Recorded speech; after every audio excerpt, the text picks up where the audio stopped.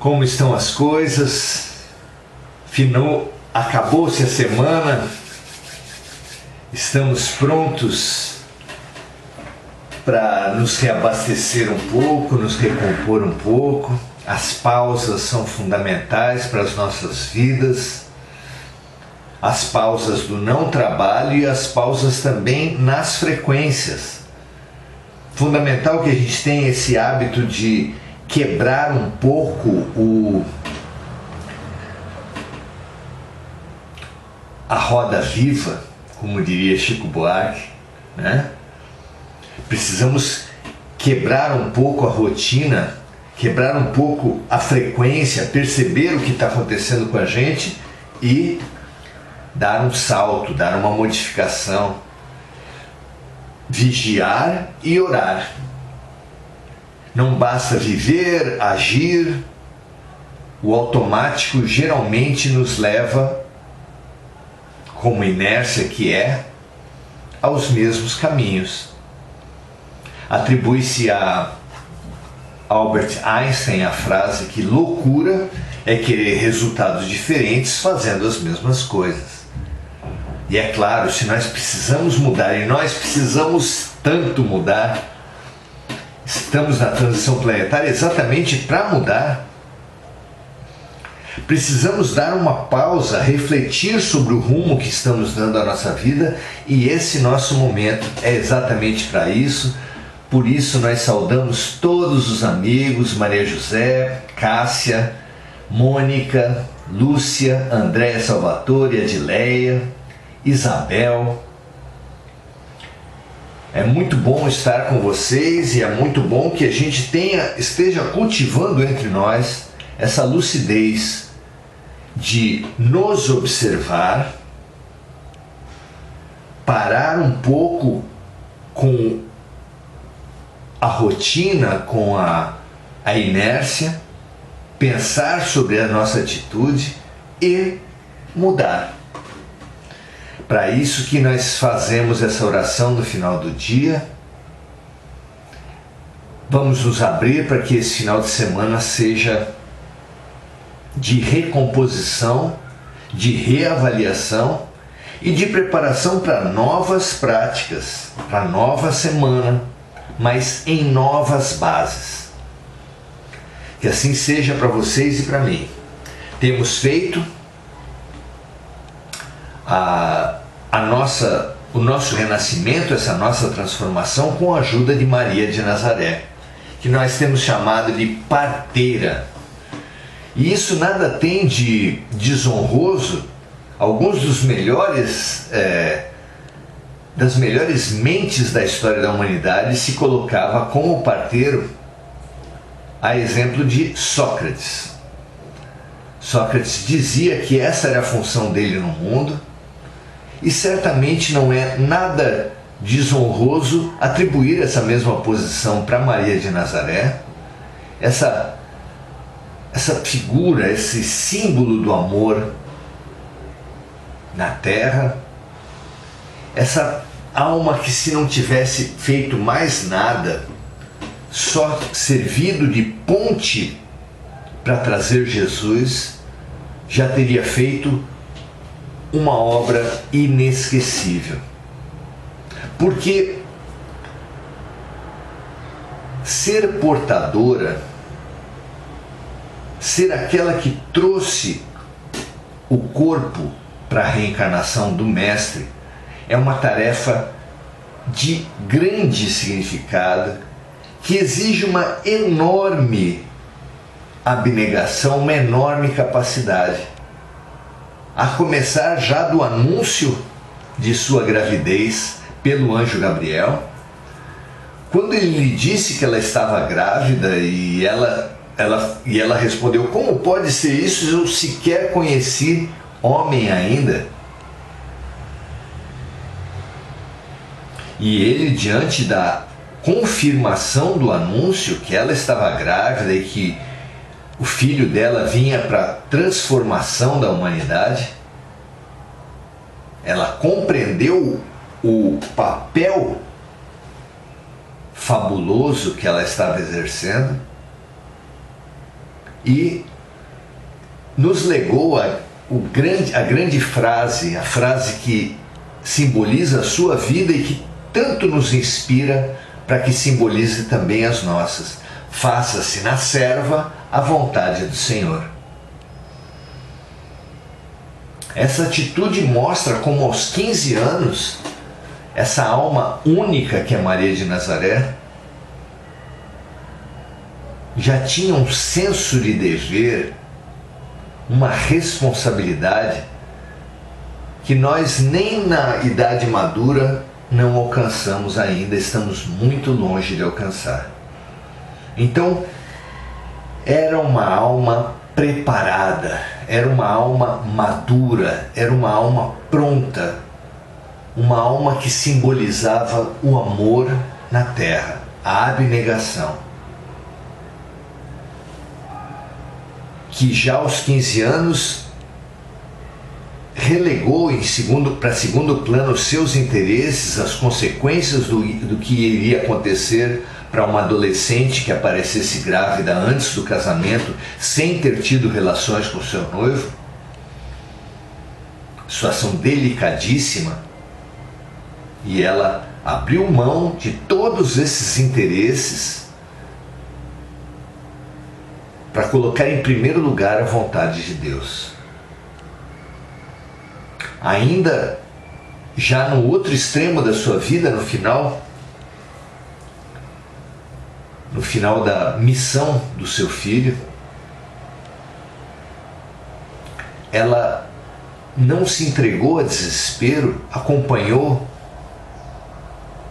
com dor profunda, mas em aceitação e silêncio, o martírio da maior luz que já esteve no planeta.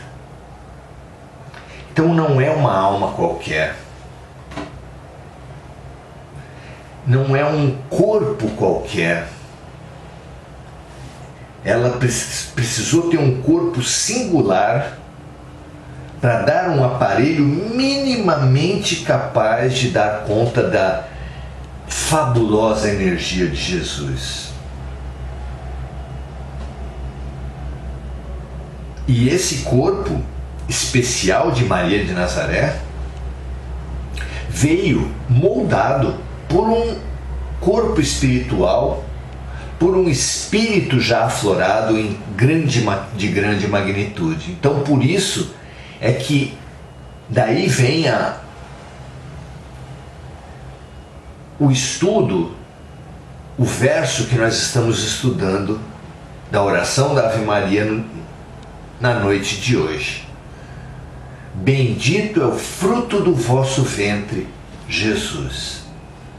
Sim, Jesus deve ser bendito por todos nós, que quanto mais compreendermos a trajetória espiritual, a dinâmica espiritual, mais louvaremos, mais bendiremos a importância desse sol que banhou a terra, que encarnou na terra.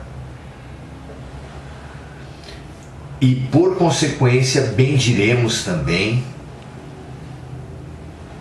o ventre por meio do qual ele ganhou seu corpo, ganhou seu espaço, o ventre que o fez nascer e também que o criou, que o acolheu, que o estimulou. Maria de Nazaré é realmente uma figura única que precisa ser valorizada por todos nós. É a grande servidora que, sabendo da condição delicadíssima que era nascer mulher ao tempo de Jesus, aceitou essa limitação absurda a que foi colocada para exercer uma autoridade única no colégio apostólico. Apesar de não ficar registrada, não ficarem registradas as suas falas, o seu trabalho no colégio apostólico, como reflexo do machismo, do endurecimento, da falta de sensibilidade para o papel feminino da parte dos evangelistas, que praticamente não deram papel algum para as mulheres, que tiveram um papel fantástico nos seus relatos. Então elas tiveram um papel maravilhoso na prática, mas essa prática não foi espelhada nos seus relatos pelos preconceitos da época. E Maria aceitou, sabendo que seria minimizado o seu papel, não deu a menor importância para isso e, como atriz desprezada de um enredo fantástico, cumpriu seu papel de uma maneira absurdamente luminosa, abnegada, entregue a um sentido maior. Então, o papel, o status que o anjo deu ao saudá-la ao início da sua missão, ao anunciar sua gravidez, que bendito era o ventre, bendito seria o fruto do seu ventre na terra, ela dali já amoldou todas as suas ambições para servir de apoio, de suporte ao Mestre. Como João Batista, que disse: é preciso que eu diminua para que ele cresça. E João Batista foi colocado por Jesus como o maior entre os nascidos de mulher. A mulher da qual, o ventre do qual veio o próprio corpo de Jesus, também merece toda a nossa consideração, todo o nosso respeito, toda a nossa homenagem. Precisamos aprender com isso que essa hierarquia humana do reconhecimento, do destaque, que faz com que os grandes personagens da nossa história sejam grandes assassinos, generais, mandatários, cientistas que entregaram o fruto das suas descobertas para projetos de guerra, projetos de extermínio. Esses orgulhosos, esses egos cultuados pela história humana, nem sempre, aliás, quase nunca, estão à altura da idolatria que nós lhes cultivamos. Dito de outra forma, grandes almas, enormes almas, não foram sequer citadas, sequer consideradas pela história dos homens e emergem como as figuras mais importantes. Os romances espirituais, psicografados, nos revelam que na hierarquia dos homens, por exemplo, nas fazendas de escravos, você teria o senhor de engenho, como a figura mais importante de uma fazenda de escravos. Abaixo dele o senhorzinho, que foi remetido para a Europa para estudar, para voltar capacitado para substituir o pai nas lides da fazenda. Depois os dois assinhá, assinhazinha, o padre, o feitor de escravos, e assim você tinha toda a hierarquia humana. Mas os romances dizem que todos eles, num momento de necessidade, se se remetiam ao preto velho, se aconselhavam com o preto velho, recebiam as receitas e os trabalhos espirituais do preto velho, que era desconsiderado até frente aos outros escravos, já que a sua idade não lhe permitia a mesma produção dos outros escravos. É muito interessante que nós percebamos que a Terra oferece um sistema de valores, uma hierarquia que absolutamente diverge da hierarquia do céu. Que a importância que os homens dão para si mesmos é muito diferente do que a importância que Deus dá. Jesus estabeleceu isso claramente muitas vezes. No Sermão do Monte, por exemplo, ele deu extrema importância para os humildes, para os que sofrem e para os mansos, nas 3 primeiras bem-aventuranças. Valores que nós mesmos estamos muito longe de considerar. Os humildes, os que sofrem, os mansos, não têm valor nenhum para os homens, mas são extremamente valorizados para Jesus e para Deus. E diz o Mestre: mas ai de vós ricos, que já receberam tudo o que esperavam na terra, nada aguardem do céu. Deixando claras que as duas hierarquias, os dois conjuntos de valores, e que esses valores que momentaneamente são tão exaltados na terra, serão humilhados no céu. Como ele mesmo disse em outra oportunidade, que aquele que for exaltado será humilhado, e aquele que for humilhado em nome de Deus será exaltado. A todo momento, Jesus ensinou o vazio da hierarquia dos homens e a extrema importância da hierarquia de Deus. E nós continuamos correndo atrás da valorização. Ficamos muito queixosos, revoltados, brigamos com a vida quando não somos valorizados profissionalmente, nas relações, pelas pessoas à nossa volta. E nos dizemos espiritualizados e nos dizemos cristãos. E essa posição do queixoso, do revoltado, do desvalorizado pelo mundo, é extremamente desarmônica, extremamente doentia para todos nós. Como esperar valorização de uma humanidade toda ela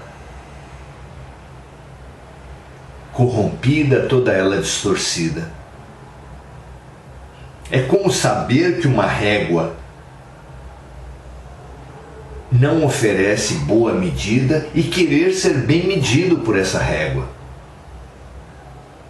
Determinadas críticas que nós recebemos deviam ser recebidas em nossa alma por elogios, porque as críticas, as perseguições de um mundo distorcido nos deveriam ser elogios. Também no Sermão do Monte Jesus fala isso. Bem-aventurados sois vós quando forem perseguidos pelos homens por causa da justiça, porque assim ocorreu com todos os profetas. E mais do que com todos os profetas, assim aconteceu com o Messias.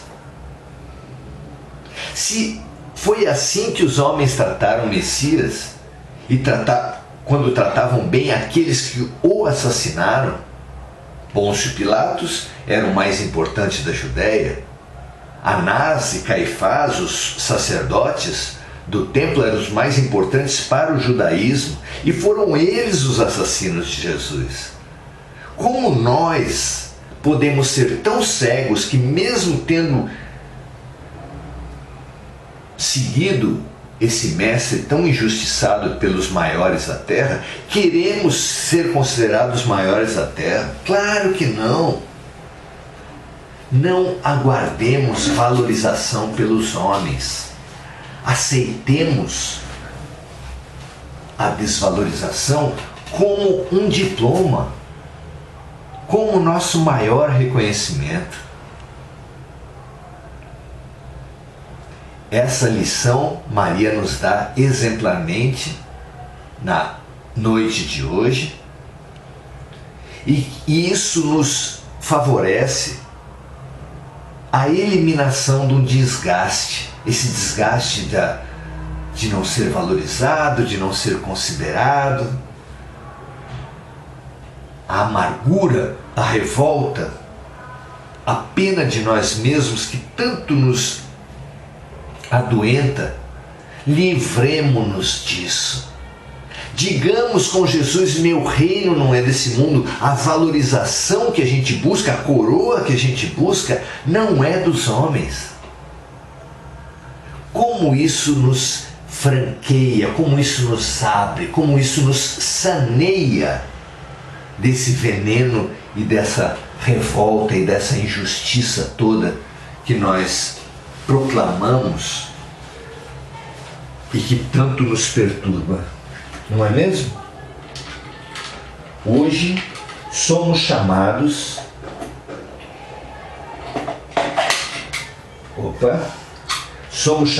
por Maria de Nazaré a essa saúde, meus amigos. Somos chamados pela sua humildade, pela sua consciência de dever, a buscarmos a nossa valorização perante Deus e não perante os homens. Porque o que os homens valorizam não merece ser buscado. Apenas o que é valorizado por Deus. Selemos esse saneamento, essa limpeza das nossas mentes e dos nossos corações, para nunca mais nos queixarmos da vida, nunca mais nos queixarmos dos homens, para nunca mais nos revoltarmos e assim destinarmos essa energia para as verdadeiras conquistas da alma. Firmemos esse pacto à luz dessa grande mestra, dizendo: Ave Maria, tu és cheia de graça. O amor é convosco. Bendita sois vós entre mulheres e homens, entre toda a humanidade. Bendito é o fruto do vosso ventre, Jesus. Santa Maria, Mãe de Jesus, que poderia ser a mãe mais orgulhosa e mais arrogante da terra, ensina-nos agora, na hora da nossa morte, da morte do nosso orgulho, na morte do nosso homem velho, ensina-nos, administra-nos essa vacina contra o veneno do orgulho e possibilita-nos esse renascer em humildade, em paz, em mansidão para o homem novo. Graças a Deus, graças Maria, graças aos auxiliares de Maria que certamente estão com cada um de nós nesse momento, que nós renasçamos, deixando esse orgulho, esse homem velho de lado, para buscarmos a nossa valorização apenas e exclusivamente diante do amor, diante dos valores maiores, diante de Deus. Que assim seja, meus amigos, com vocês, para vocês e para mim. Se vocês entenderem que é importante, compartilhem esse saneamento proporcionado por Maria de Nazaré de nossas almas, para que nós larguemos de uma vez por todas a queixa, a revolta, a pena de nós mesmos, que não nos adianta em nada e só nos adoenta. Autocura com Maria de Nazaré. Nada mais importante do que isso para esse momento das nossas vidas. Um grande abraço e até amanhã, 6 horas, estaremos juntos com Maria novamente nesse processo fabuloso de saneamento espiritual. Um grande abraço para você, até amanhã.